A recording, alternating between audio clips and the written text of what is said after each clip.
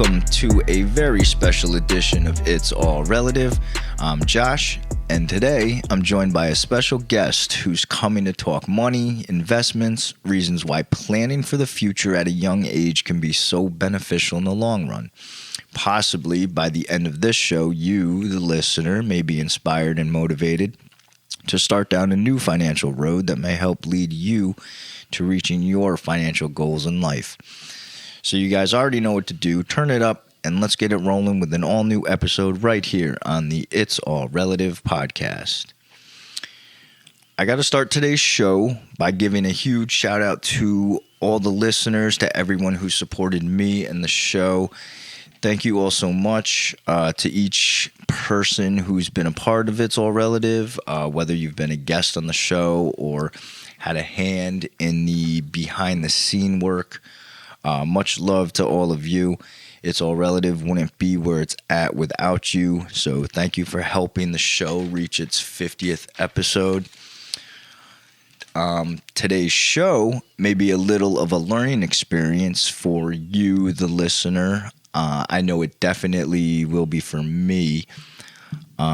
Making her first appearance on It's All Relative, ladies and gentlemen, financial advisor Bonnie Rule. Hey, Josh, thanks for having me. I'm excited to be here. Hey, thank you for reaching out and offering to come on the show. I'm excited to have you on as well, so thank you. Like I said, I've never had an episode that was solely directed towards money and finances, but obviously the more I've learned about it, I can see the importance of it and how it directly affects your future, whether good or bad. But before we get into it, the host, me, Josh, of this show / event, and Edward Jones have an existing business relationship. This event is not a testimonial of the services provided by Edward Jones financial advisor Bonnie Rule. So, with that being said, Bonnie, let's get into the money. All right. If at any point also during this, if there's a question that you can't answer due to legality reasons or whatever, just let me know and we can move right on. Okay. All right. Sounds good. But you are a financial advisor for Edward Jones. First, talk to the listeners about the process that you had to go through just to get your license to become a financial advisor. Okay. I'm glad you asked about that. It's actually pretty intense. The interview process alone took about 3 months. It might be different with different companies. I can only speak to the Edward Jones process, but It's actually pretty intense. You go through an interview with a recruiter first, then you move to the actual interview stage, and then there's multiple steps among the interview stage. And there's a lot of different tasks, which include a day in the life of the advisor. They actually, have you act as if you're an advisor as part of the steps and see how you're going to fare with handling all the juggling that you do as a financial advisor, all the pressures put on you and different things that you need to balance throughout the day. There's a second and third interview process. So it took about 3 months to finally get to the job offer. I had to pass a background check as well. And then finally, once the job offer came and I started, you then have to make sure you're licensed if you're not already licensed, which again is a pretty intense process. You have to get, for Edward Jones, I had to get my SIE, my Series 6, and Series 7, 66. I got to double check. You're good. And my Series 7 license.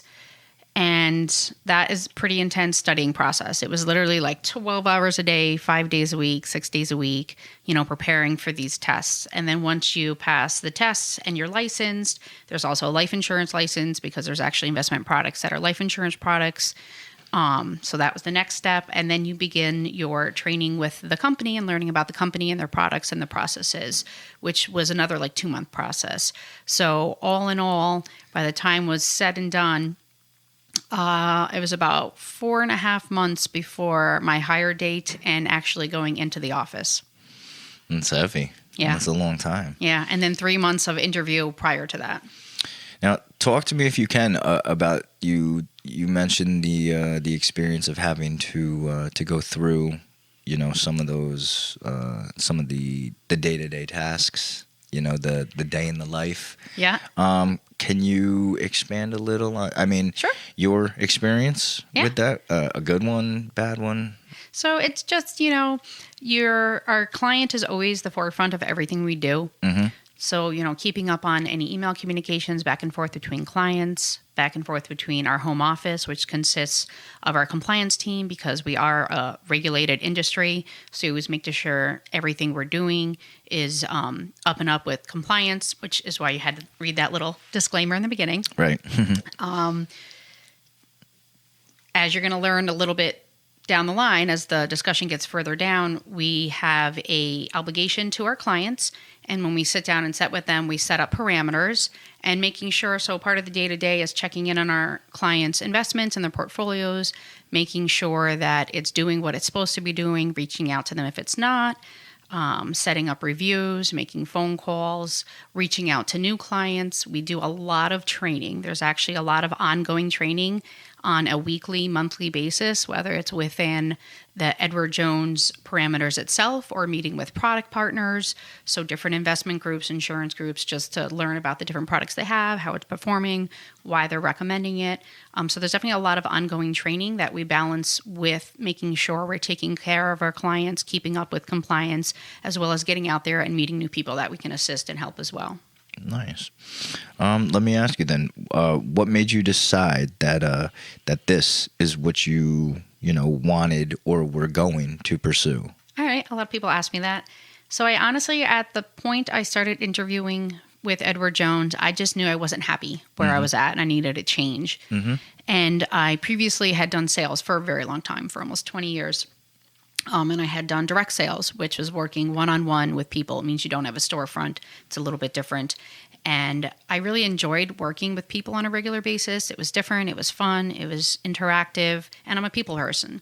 Right. So when I was introduced to Edward Jones by a friend of the family, and I spoke to the initial recruiter, I was like, this sounds like my bag. Like, I get to work with people. I consider myself a positive, upbeat person, and it was a way to work with people and feel positive about what I was doing and helping them with something that's so important. And financial education isn't something we get taught in schools. I mean, I think we should be. Right. But it's a lot of people don't know this information unless their parents shared with them or they had a relative or a friend that shared with them. So it's kind of like, unless it's already in place, a lot of people don't know it. So the idea of being able to work with people and do something positive to help them with their future, to help educate them, help the next generation, like their kids and grandkids are now hopefully going to have this knowledge, really spoke to me as a person. Mm-hmm. And it was like, yeah, this is what I want to do. Like, where was this 20 years ago? I wish I had learned about this career option a long time ago, because I feel like I could have made a good impact, not only in my life, but in the life of others. Right. I totally agree with that, because I myself am totally clueless about this and about the whole process of all this. But, the more that you and I have talked and the more that I've looked and read about some of this stuff, I've learned a little more. But, no, you got a good heart, though. It's a good, Why, thank you. Good character trait to have, too. Thank you. I always say that, one of the things I really like about this is not only earning a paycheck, but a paycheck of the heart, which means the things I do, I can feel good about and feel positive about, and know that I'm helping others. It fills me in a moral way, in an ethical way. It makes me feel good about what I do, and I can go to work every day knowing I'm making a positive difference. My last place of employment, I didn't have that same fuzzy warm feeling, and to be able to experience that again is a great thing. Oh, I completely understand. Being able to feel like you've accomplished something, throughout the day, but then also know that you've, made an impact on somebody in a positive way. Yeah. It's a good feeling for sure. Let me ask you, are you allowed or able to take on family members as clients? Actually, yes. Really? Okay. Yep. I was unaware of that. I didn't know if there was some kind of rule against that. There are certain regulations in regards to what you can do with family members. Okay. But take on basic accounts and that kind of stuff, absolutely.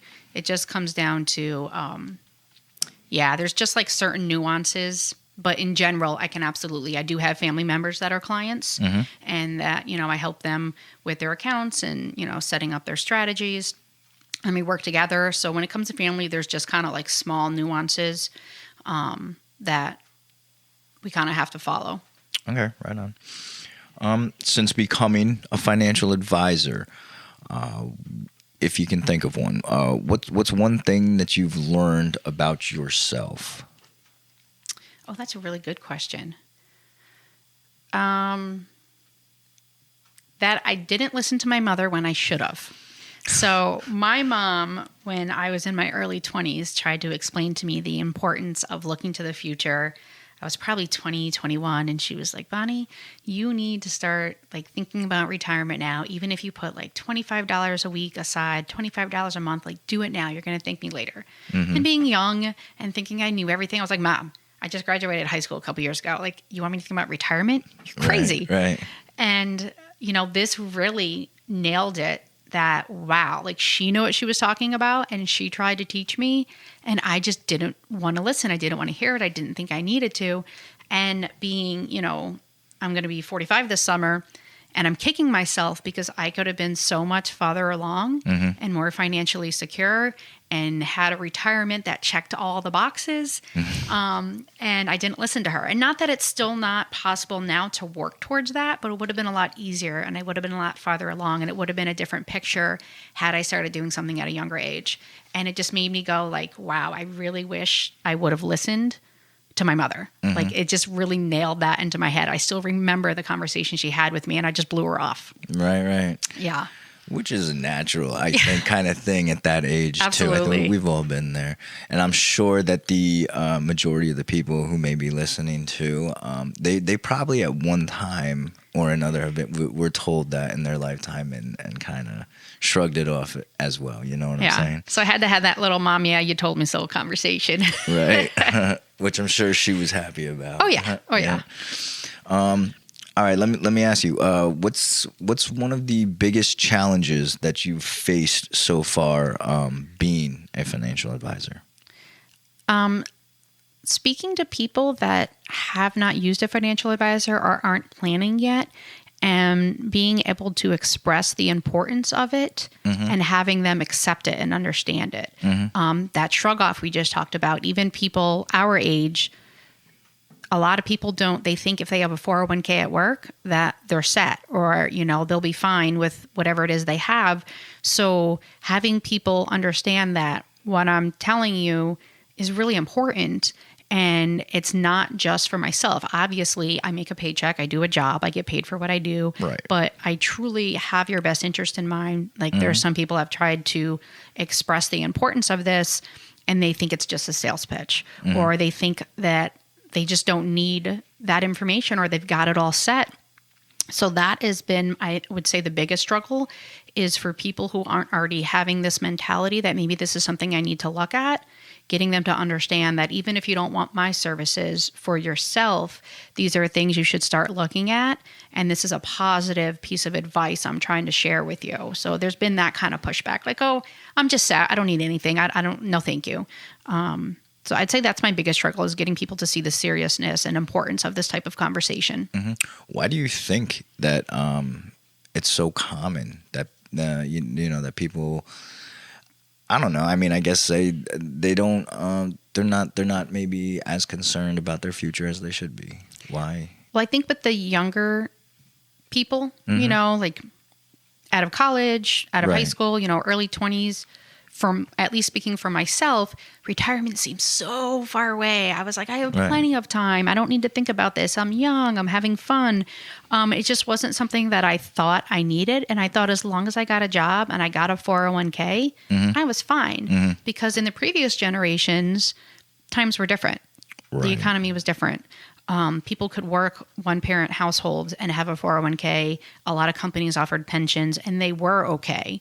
but times are so different. I think that mentality kind of has lingered, that as long as I'm investing at work, it's going to pay off in the end. And for some people, it does, but so many people, there's not enough in their 401k. I mean, we see it every day. People in their elderly ages working at Dunkin' Donuts and Walmart and Target and all over the place. And they're in their 70s or even 80s and they're out working. And most of these people aren't working because they want to, or they're at the local coffee shop.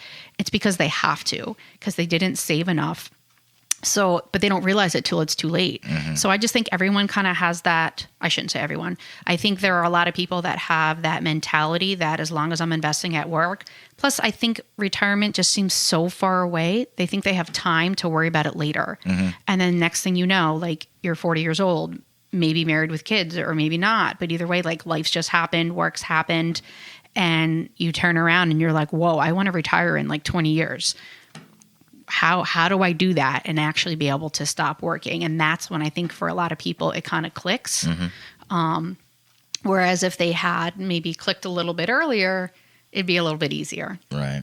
That's the unfortunate thing about time. Everyone thinks that they got time. Exactly. Especially when you're young. I mean, when I was in my teens and in my 20s, like 40 years felt like 100 years, you know, like it just seemed like you had time for everything. And it just, the older you get, you know, that saying, the older you get, the time goes faster and faster. Facts. Yeah. For real. You mentioned something. Let me ask you, isn't it crazy to think, you know, back maybe when you were younger, when I was younger, that people could comfortably live off of a soul or one person working, you know, with a family. Isn't that wild to think? Like now, like you mentioned, it's impossible. Yeah. Like that's how it used to be. Typically the male, but one person worked and the other person stayed home and took care of the kids. And it was enough to support a family. And and a lot of companies offered pensions. So they were like set. Once they put in their 20, 30 years, they had a pension that carried them through. And they didn't really worry as much about those things. But times are so different. I mean, most households, both parent works. A lot of households, they even have side jobs on top of their 40-hour jobs. And, you know, family and friends help out with childcare because that's crazy expensive. So it's just different times. So different times, you need to think differently. It's just crazy. Right.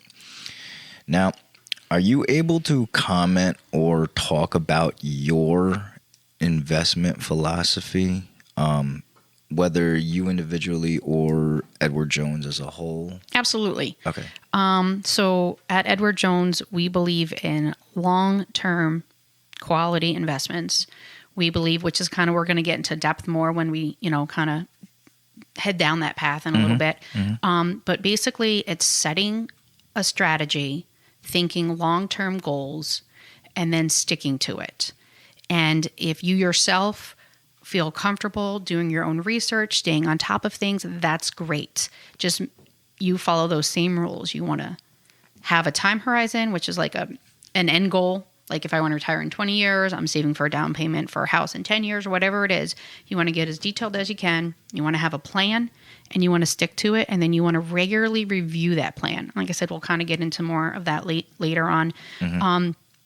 And again, that's just kind of like the basics. And I don't want to dive too much into it because I know we're going to talk about that later. But long-term, stick to your plan, review your plan, and make sure you're paying attention to what goes into your investments. Right on. Yeah. Your opinion then, I guess. Sure. Is there ever a bad time to enter the market? No. Yeah, my opinion is no, because the market's always going to be up and down. Okay. That's never going to change. You're going to have good years. You're going to have bad years. And one of the risks that we talk about is the missed opportunity of doing something. Because once you're in, and you're hopefully going to start earning. Again, there's good years, there's bad years, but there's always going to be a reason. Well, the prices, market's not doing great. Okay. Prices are lower. Well, prices are high, but that means the market's doing well, kind of idea, just a broad Right, which interpretation. But so there's always a reason why not, but then that's also a reason, that same reason can be the reason why now is a good idea. So the idea is, it's called, so what you're talking about is a lot of people try to time the market. Like, when's the best time to get in? When's the best time to get out? Right. When really it's about time in the market, not timing the market. So the longer you're in the market, the better off you do, because you have time to recuperate from the bad years and bounce back up. And because of what's called compound interest, which just means it's kind of, for an easy basic example, it's kind of like a snowball, but it's a positive snowball. Your money's going to grow and it's going to continue to grow over time. Again, you're going to have your ups and downs, but if you're in a short time, you're going to have a small snowball. You're in longer, you're going to have a bigger snowball. But if you're constantly kind of jumping in and out, it affects things. Right. That was a good analogy. Well, thank you. You're welcome. All right. I mean, you and I had kind of talked, I think, off mic about it. But I mean, what you were just talking about, kind of similar to the whole idea of inflation. Okay. Or, Yep. yeah. So there's inflation. There's always going to be inflation. Right. Yes, I know everyone's going to be like, inflation's crazy this year. And it is. But inflation is not normally this high. On average, it's typically below 3%. So this is kind of a one-off because of everything that's, currently happening with the economy, with everything we just went through. So the inflation is going to come down. And that is one of the things we'll talk about as well, is there's always the risk of inflation. So the idea is you want your money to hopefully at least match the growth of inflation, if not exceed the growth of inflation. Because the difference between just stashing your money someplace and being like, okay, I'm saving, but it's like in a drawer in my closet, or it's in my savings account, which typically it's a great safe place, but it doesn't really grow.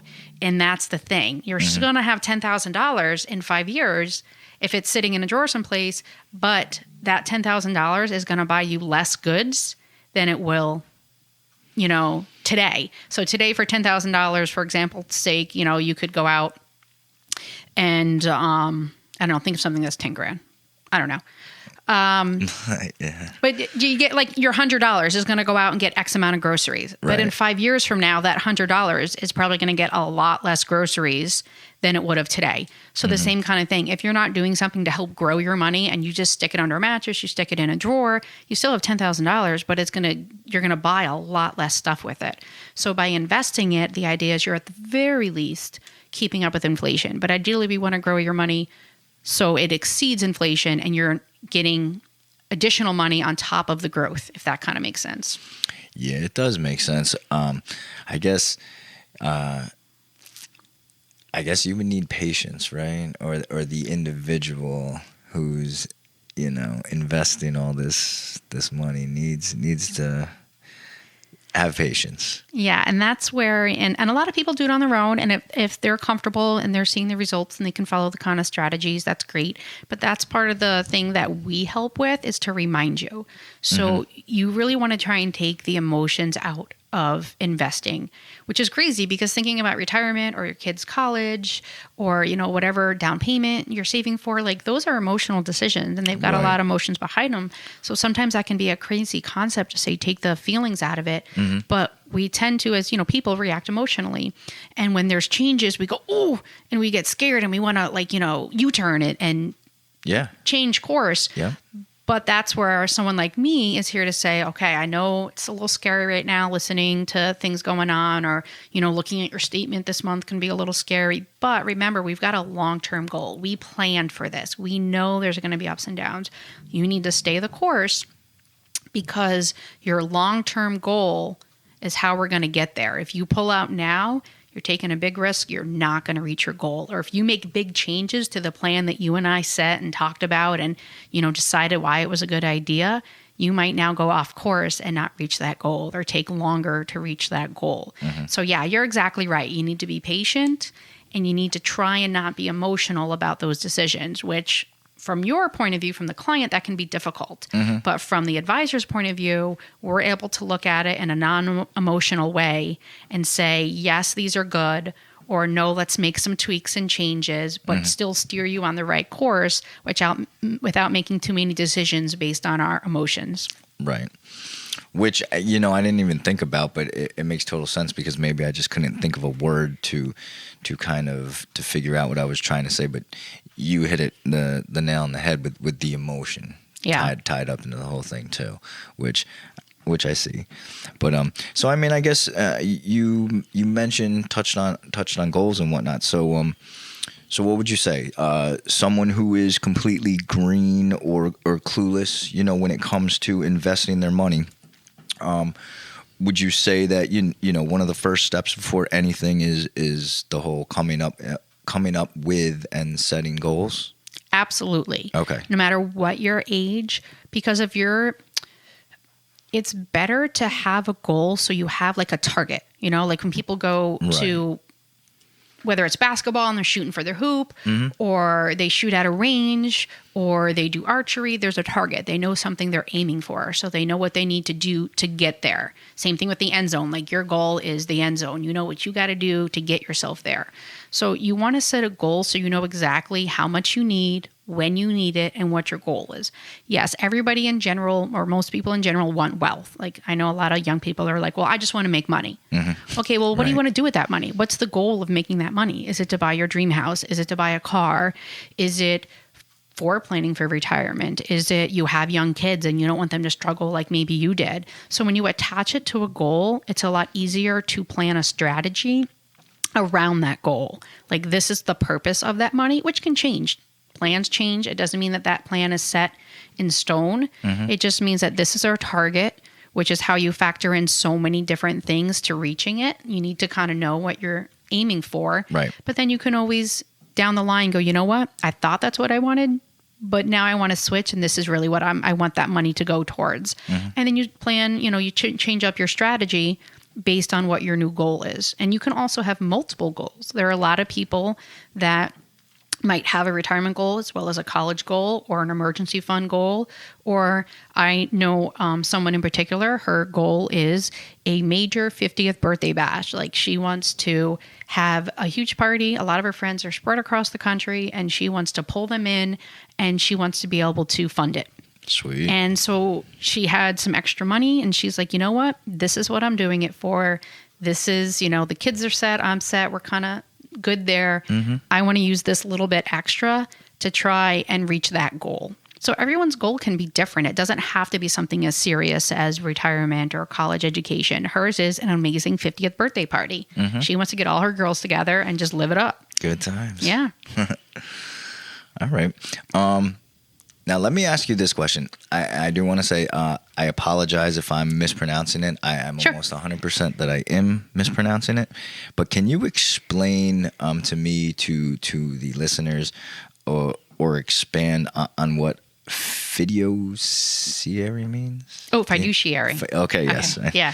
So that's our legal obligation to put your financial needs first. Okay. So we're actually legally obligated. Like we could get in a lot of trouble if we did something that was against your financial best interests.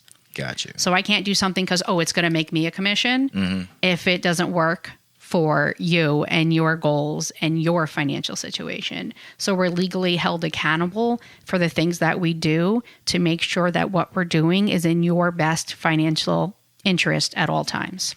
Right on. Yeah. Okay. And it's a serious thing. It really is. Yeah. Yeah, anytime you mention anything with the words legal or legality in the sentence, I got you. But what's your opinion on someone taking on debt to start a business? So with starting a business, a lot of times that's just kind of a necessary evil. You have to take on debt. Okay. Some people are fortunate enough and they have maybe investors, or they have a nest egg, or they have friends and family can help. But there are a lot of people that they wind up taking out a mortgage from the bank, or they have investors that actually aren't, part business owners and they have to pay them back. So that can be a necessary evil of starting a business. For someone who's interested in starting a business, I actually have another client who's interested in starting a private practice once they're done with college. So one of their goals is to start saving up money now. So when they're ready and they're licensed and they're done with their education, they have something towards building that private practice.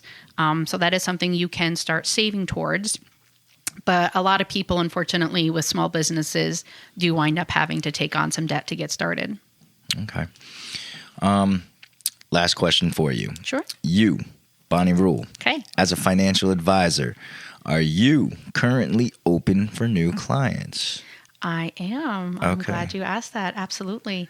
I am definitely looking on to take new people. I love helping people. And what's great is I'm licensed in multiple states. And Are you? I didn't know that. Yeah, I am. That's pretty good. Exactly. And then if anyone reached out to me that is in a state that I'm not licensed in, because I'm already licensed and I've already taken the test, it's actually pretty simple. It usually only takes a couple days to get my license in a new state. Usually takes about 2 days, 2 business days, give or take. So It's pretty easy to do if someone's like, hey, I'm out in Virginia, but I'd really like to work with you. And that being said, COVID really brought on a lot of Zoom into business world.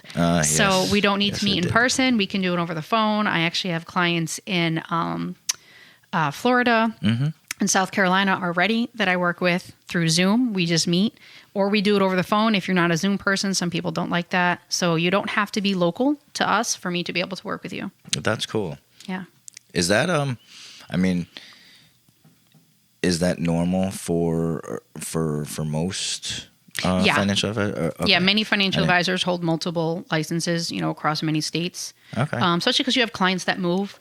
One of the things that makes sense. Yeah, one of the things, our approach is we want a long-term relationship with our clients. Like we want to be there from the beginning. We want to help them get through their career, retirement, marriage, kids, divorce, like the whole nine.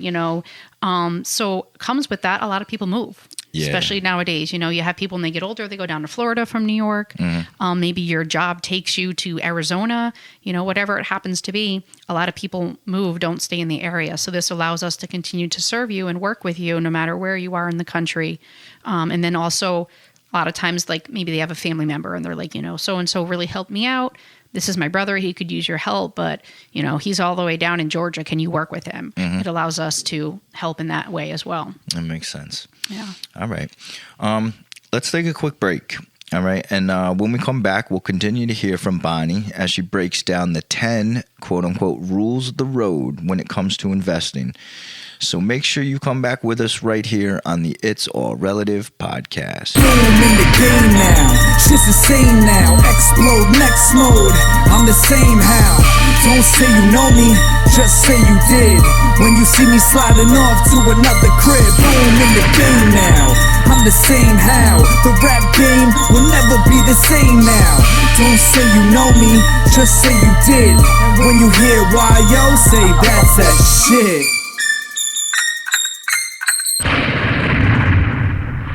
Welcome back to It's All Relative. Still with me in studio, financial advisor Bonnie Rule. Now, the 10 rules of the road can be summed up or defined as principles of investing that can help you achieve your goals and avoid common investing mistakes. So, Bonnie, you want to go through each rule and kind of, I don't know, we'll touch each one and then we'll sure. Maybe you can explain and expand on each. Absolutely. Okay. All right, and some of these things we've kind of already touched a little bit on. Mm-hmm. But the first one is developing a strategy. You want a long-term goal. You want to think about your comfort level with risk, the steps required to get you there, and the time that you need to realistically invest to get to your goal. So the strategy is the first one, as I mentioned before. You want to have a plan. You want to have a direction. You want to have a goal. You want to know what you need to get there. Kind of like just putting in the GPS to know where you're going. If you just kind of driving around, you don't know which direction you're going, you could wind up anywhere and you may never get to where you were intending to go. Mm-hmm. But when you set the GPS, you know exactly where you're headed, what you need to do to get there, what time you need to leave, and what time you're expected. So that's kind of the idea. We want to set up a strategy, a plan, figure it out. But to do that, we first need to know what that goal is. Mm-hmm. And again, you can have multiple goals. You don't need to have just one goal. And it could be whatever. We always say the goal should be what's most important to you.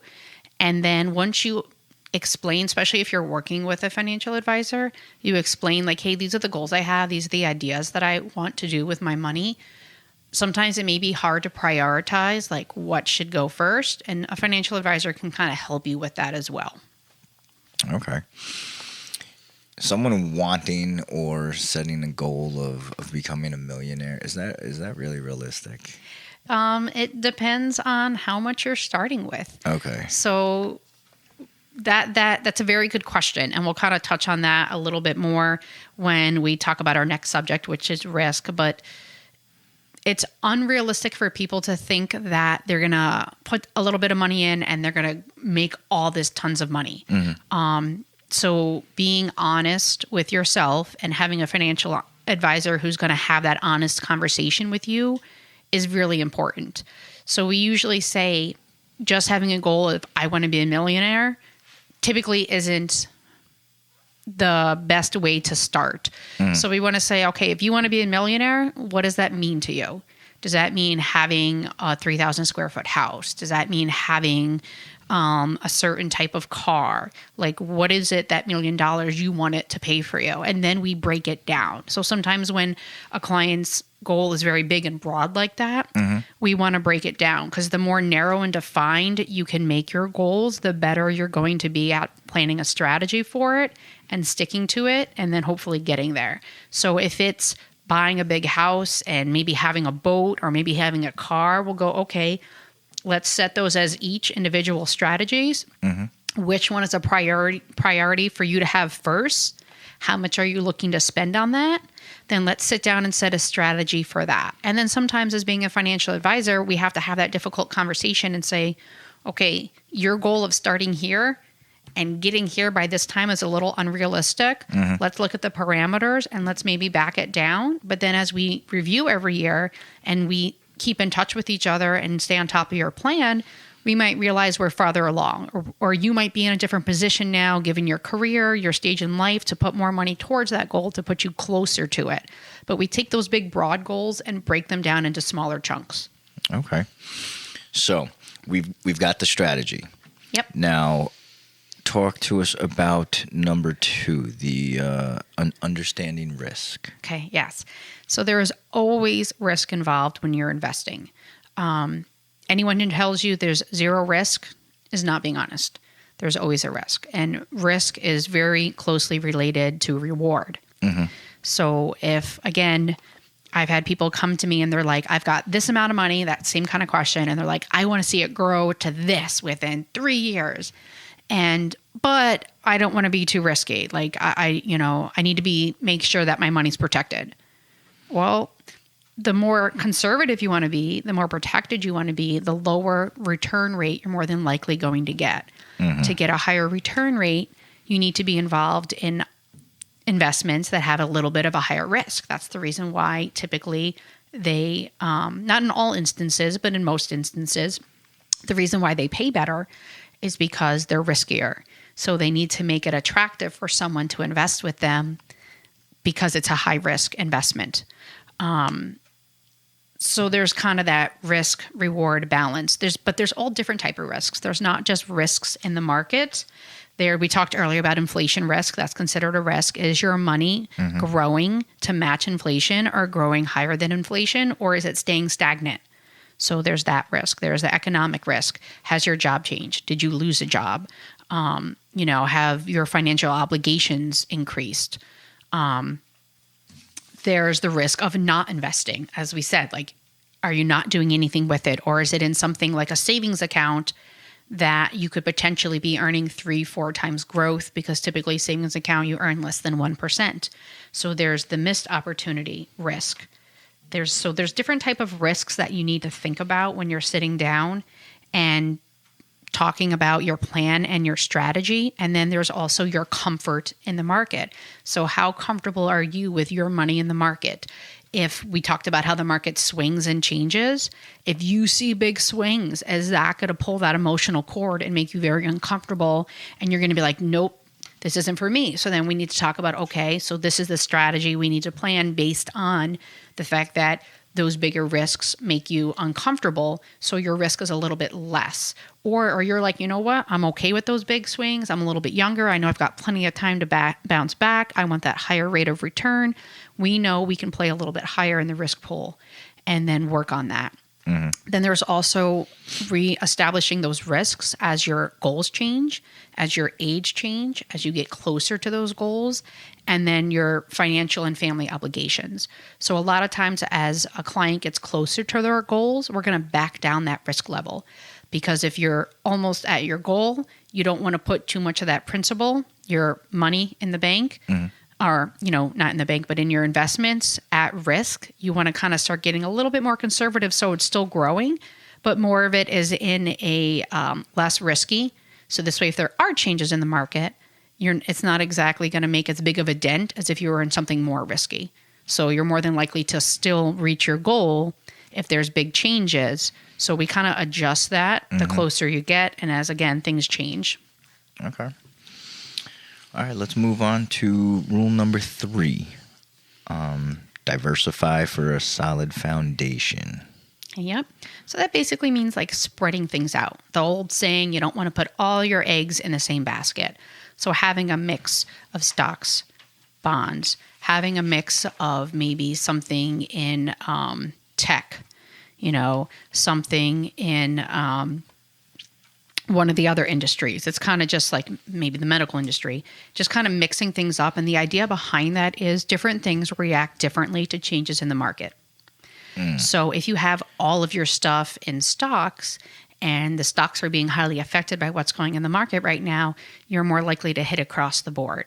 But if you put some things in more conservative features and then some things in, stocks, when the market changes, maybe the bonds aren't as affected as much. So these continue to be okay, or maybe even go up, or these go down. So they kind of balance each other out. And that's the idea. Same thing with, you don't want to put the majority of your investments all within one company. Because again, if something happens to that company, right, you're going to take a bigger hit. Right. Where if you're spread out, the ups and downs tend to balance each other out. Okay. Rule number 4, stick with quality. Yes. And this sometimes can be difficult for people, especially if they they hear buzzwords from other people and they get excited. You want long-term quality products that have proven themselves because, as I said, the market always goes up and down. You want to deal with investments that have surpassed and done well when there's, ups and downs. They've made it through. They've gone back up when the market goes up. You want proven investments that have sustained the changes in the market and that are going to be around for a while. So you really want to deal with quality. And that's what Edward Jones really focuses on, is long-term quality. Anything that's a big buzzword, that's really risky and new and volatile, personally at Edward Jones, we're not going to recommend that because there's too much risk. There's too much uncertainty. And our end game is a long-term result for you. We don't want to invest in something that you might be up today, but then tomorrow you could be crazy down. Because again, then that's not really helping you reach your long-term goal. It's just putting too much in one basket. It's just being too risky. So again, you want to do quality. And there's lots of people that go out there and they're doing their own research. They pay attention to the market. They look at those things. But for a lot of people, probably a lot of people listening right now, they don't have the time for that. Maybe they don't have the interest, or maybe it can be a little over your head when, you're reading up on these things and reading news articles and stuff like that. So that's where we come into play. We do that type of research and we look into these things and then we make recommendations and say, hey, based on what you're looking for, these are the things that we think would be a good fit for you, and this is why. So that's another benefit of having an advisor, is we do all that for you. You come in, you explain to me your goals, your needs, what's going on in your life, and then I do the hard work, and then we come back and then we talk. And then I say, okay, what do you think about this? What do you think about that? Is that a fit for you? And this is why I thought it was a fit for you. And we discuss all that kind of stuff. and then go from there. But you want long-term quality. I do have people that reach out to me and say, hey, I heard about this. What are your thoughts? And I'll go in and I'll do the research. And sometimes it's like, yeah, you know what? That's great. And other times it's like, based on the research we have and what I'm reading, I don't think that this is a little too risky. Well, let me ask you real quick, if you can answer. What happens if the investor is hell-bent on this new whatever, and they want to roll the dice? Yeah. All right. What do we do, right? Yes. Is that what you're getting at? Yes. Okay. So it really depends. On air, I can't get into too many specifics. That's just, I have certain limitations in what I can say. Right. But if it's something, there are certain investments that Edward Jones as a company will not invest in because we just feel it's personally too risky. So if you were really hell-bent on one of those, we would recommend that for that particular thing, you could do that on your own. There's other ways you can do it. But there are sometimes ones that are not on the do not list, but are just maybe something that we're like, we're not recommending a buy right now on that. Where if that's something you really want, we can still do for you. I can't recommend it, but if you come to me and say, hey, this is what I want, and it's in my, we're not crazy about it, but it's not against the rules kind of thing, we can still purchase it for you. We just document the fact that we educated you on why we thought it wasn't a good fit. And what the reasons are behind that, but that you decided you wanted to anyway. Okay. And then we move forward with it. Okay. And that does happen. Okay. We hope that the people we're working with will find the value in the education that we bring them, but sometimes for whatever reason, they're, like you said, kind of hell-bent on a certain investment for whatever reason, whether it's personal, whether it's something they heard, and we always want to respect the client. Okay. Let's move on to rule number 5. I think you did kind of mention on this, but invest for the long term. Yeah. So I'll touch on that a little bit. We talked on this before. It's time in the market, not timing the market. Right. Especially this year, it was rough, and a lot of people's knee-jerk reaction when there's a change in the market and the market goes down is to pull out. They're like, oh my God, I see my statements dropping or this particular investment's dropping and I need to pull it out. The problem with that can be, and sometimes it's appropriate, that's what your financial advisor will go over the specifics if there's a particular company for a particular reason that isn't doing well. But if it's an overall market thing, we want to say that you want to stay in because the market's going to correct itself. And if you pull out because you're nervous that it's trending down and you're like, I'm going to wait till things get better to reinvest. Now the problem is you pulled your money out at $100 value, for example's sake, and the market drops, but then it starts correcting itself and it starts going back out. So now the market's up. You want to get back in. The $100 you just took out is now going to buy less than when you pulled it out. So you actually wind up at times hurting yourself by doing that, trying to time the market because you're going in and out, and the market can change so quickly that when you're pulling out, you could wind up going back in at a higher price than what you had in the first place. So that's why we say, even though your emotions are going to be like, I see things dropping and it's making me really nervous, have the conversation with your financial advisor and then see what they have to say. But more than likely, they're going to recommend, remember that plan we created? We took into consideration that the market's going to go up and down. And we know there's going to be up years and down years. This is just one of those down years. Let's stay the course because we're trying to reach a long-term goal. We're trying to reach a goal that's 5 years from now, 10 years from now, 20 years from now. What's happening today is going to impact it, but pulling out is going to have a bigger impact because now you're not even in the game. Okay. Rule number 6, maybe this one I feel like may pertain to what have the younger generation, people who are just starting, but have realistic expectations. Correct. We have people that come in all the time and they say things like, oh, I know someone who bought this years ago and now they have so much money. Right. And to expect that same result, it all depends on what they purchased and what was going on at the time. And with your financial advisor, they're going to give you an estimation like, okay, based on the products we picked, we're hoping for an annual return estimation of this amount of return. We're hoping for a long-term return of X. To think that you're going to be able to come in with a small amount of money and turn it into this astronomical amount in a short period of time is just not realistic. Right. Again, if you hear about people, oh, they made all this money off of this. Okay, well, is it a risky investment?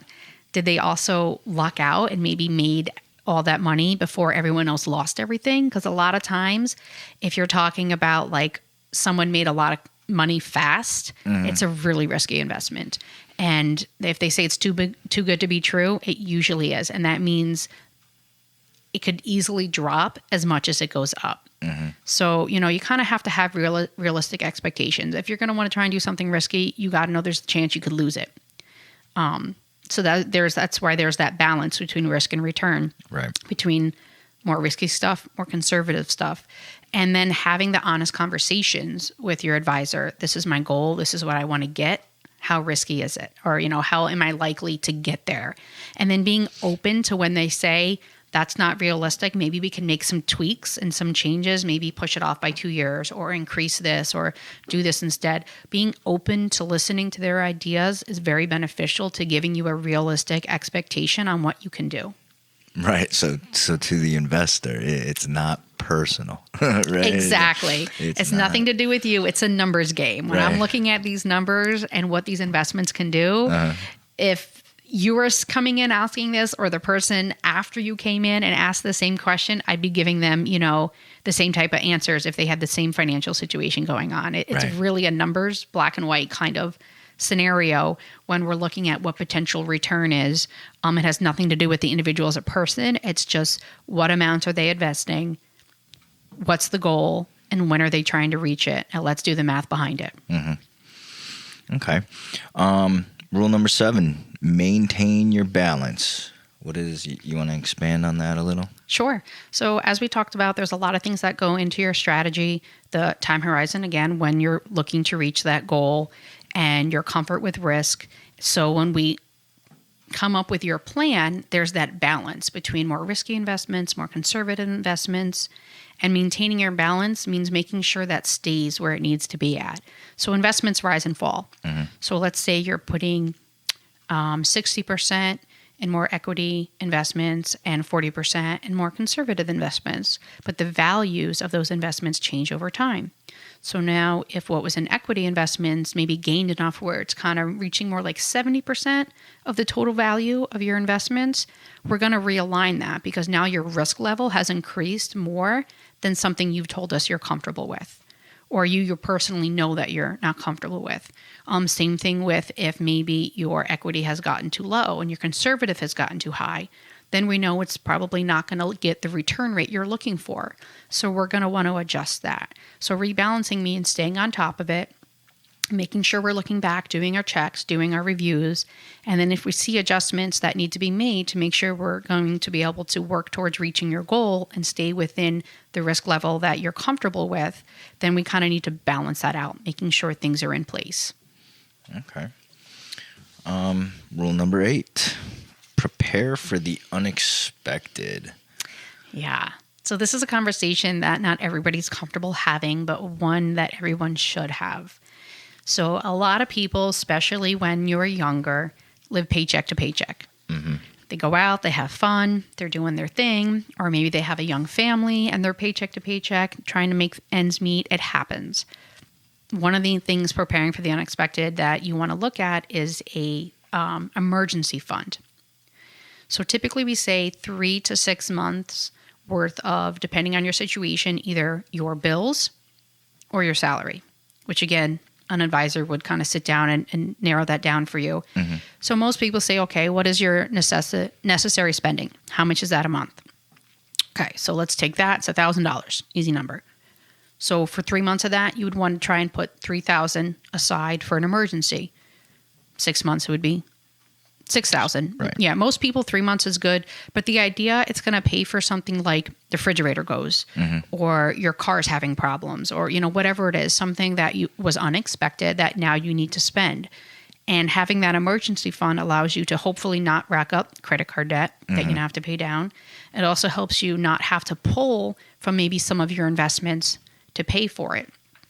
And there's different ways to fund a emergency fund besides just putting it in a drawer someplace. So there's actually more conservative things that you can do that are very liquid, and by that means easily able to pull out of the market and be the cash moved to your checking account or savings account, whatever it happens to be. So there's also very conservative ways you can fund an emergency account and let that grow for you while it's sitting there doing nothing. Because the whole point is this is money you're not going to touch unless an emergency happens. So there's actually conservative products that you can put that in that still makes it easily accessible between 1 to 4 business days, depending on what it is, in case the need comes up, but it's still growing for you while you have that there and available. That's interesting. So at any point in time, are you able, are the investor there, they have access to be able to? Well, you would reach out if you're working with a financial advisor. You would reach out to the financial advisor and say, hey, I need $10,000 for my roof. Bad storm happened. Insurance isn't covering it. I got to pay for it. And then again, depending on the type of investment you would use, it'd either be a day to 4 business days to turn around and get you the funds. Gotcha. But ideally, that's the case. And there are actually a lot of people out there that are doing the great thing about savings, but they have so much in savings that isn't working for them above and beyond that 3 months worth of an emergency fund. And some people are more comfortable like, hey, you know what, that 3 months I want to leave in my savings account or I want to leave in my checking. And each individual needs to make that decision. But a lot of times they have above and beyond that. So maybe instead of the 3,000 they have 10,000. Well, realistically, more than likely, how often do you come into some big emergency? Not often. So put that 3 months worth aside. And then anything above and beyond should be working for you. It's not working for you in a bank account, just sitting there, or like I keep saying, like stuffed away someplace. So it's great that you're saving and it's great that you're having that mindset. But now let's pull aside your emergency fund and take that extra amount and let it work towards one of your goals. Let it start earning at a much higher rate. The other unexpected thing that a lot of people don't like to think about is life insurance. Okay, there's 2 more things. The first one's life insurance, because things happen. And if you're not financially self-sufficient as far as leaving things behind for your kids or paying off the mortgage or any debt you may have, whatever it happens to be, having life insurance is an important aspect to help the people that you leave behind in that type of situation so that they're prepared to be able to move forward and not struggle and take care of those type of things. So life insurance, and typically the younger you get it, the healthier you are, so your rates are better. So even young people should start thinking about, should I get life insurance? And how much is definitely something to talk to your financial advisor about, because there's different ways to look at it. Because you can have a short-term policy. You don't need to have a long-term policy. It could be, you know what, my mortgage is going to be paid off in 20 years, and I don't want to leave whoever I leave the house behind, like stuck with a balance. I want to make sure my mortgage is covered so that this way that all they have to take care of is the taxes and they're good to go. So you can look at specific needs. Like, this is what I needed to cover and only this amount. So, but it really is an important conversation. No one likes to think about the end, but things happen. Hopefully, you live to 100 years old.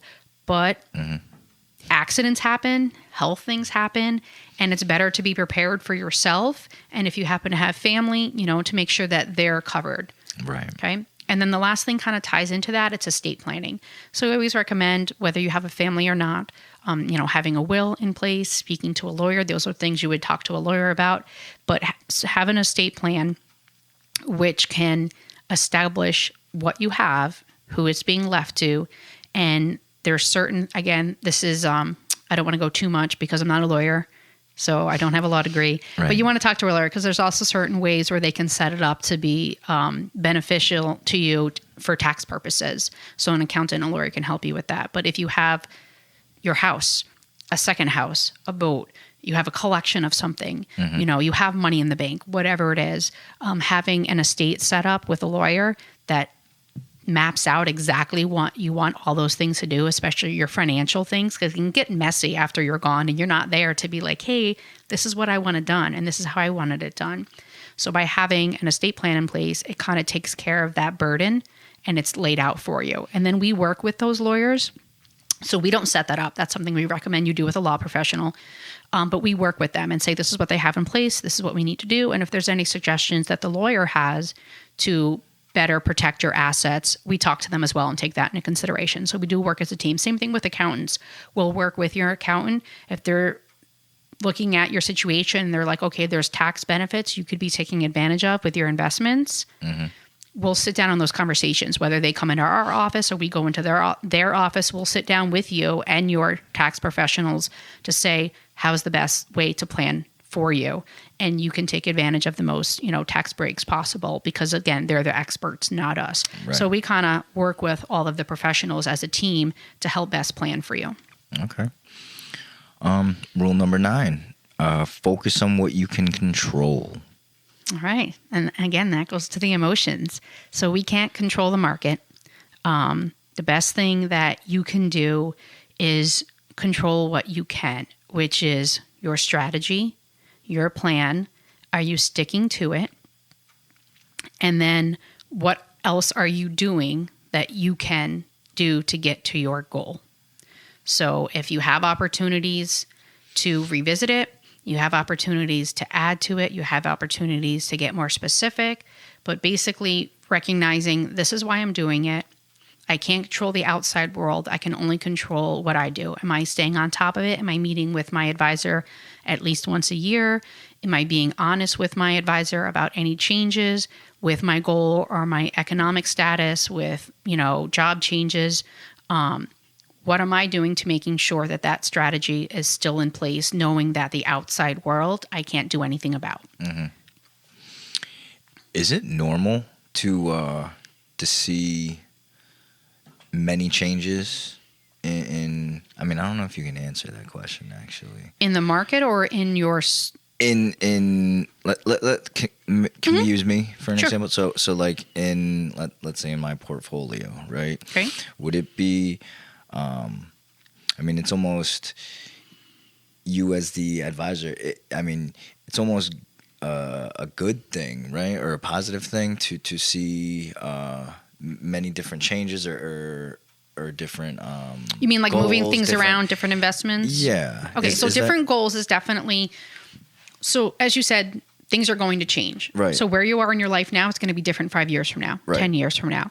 So if those goals change, as long as they're true to what's important to you, that's absolutely a good thing. We don't want to stick with the goal because you made it 10 years ago and now it doesn't fit, but you feel like, oh, well, I have to.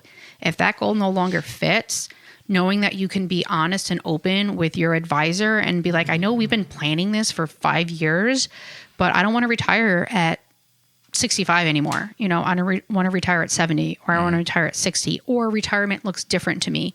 Or you know what? I was planning on buying a second home because I went on a vacation spot, but I don't want to do that anymore. Like, I think I like Airbnbs. I don't want to buy anything.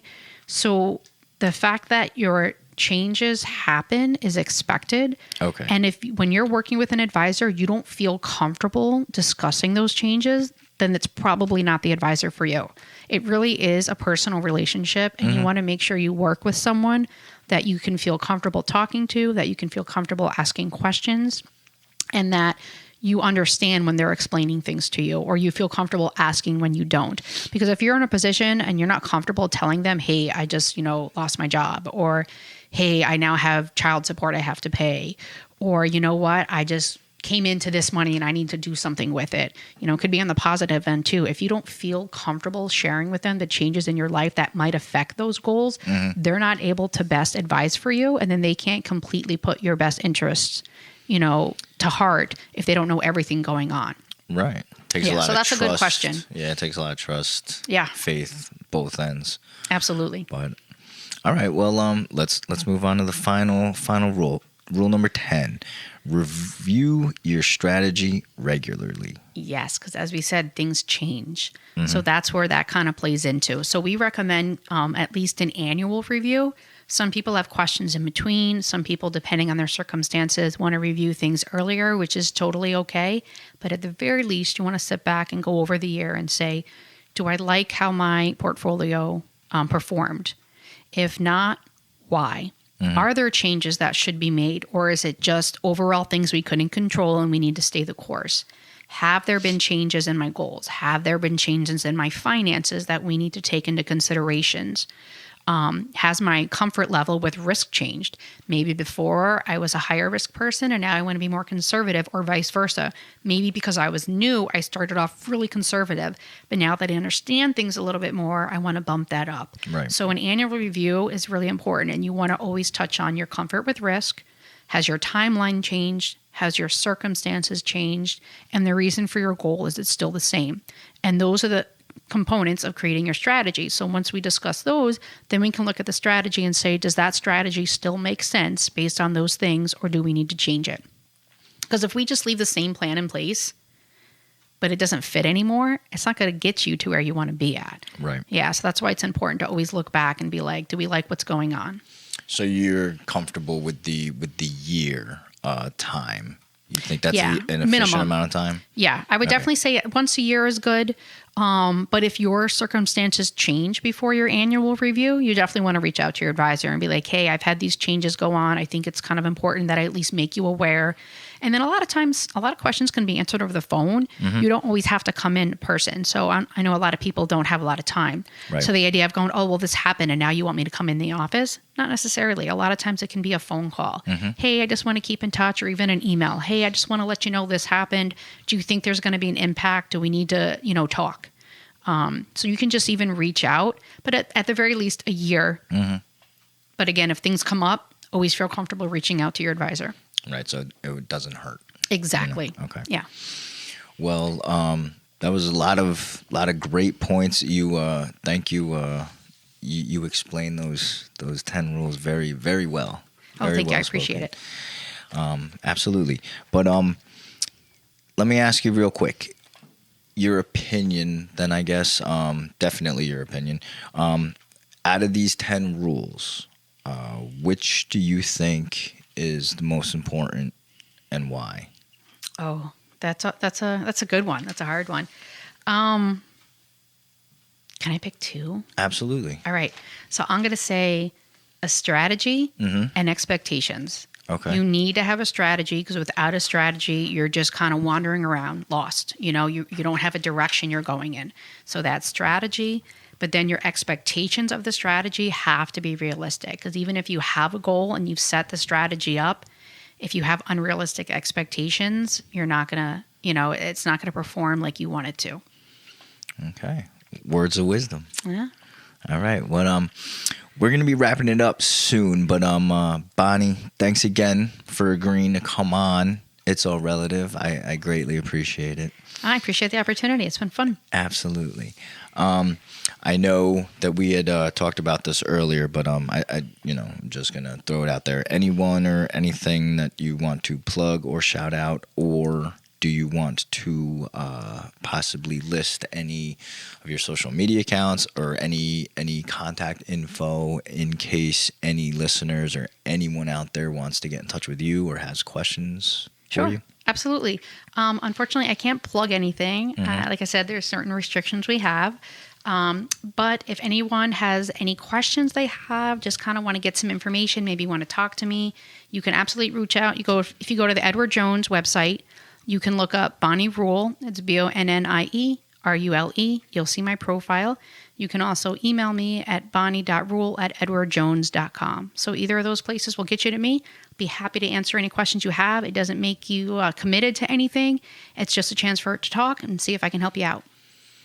Excellent. I mean, I advise, whatever. I would recommend, if anyone has any financial questions, what have you, whatnot, definitely contact Bonnie. But you guys can always find me at Josh_Toth3. That's my Instagram, and my Facebook is Joshua Toth.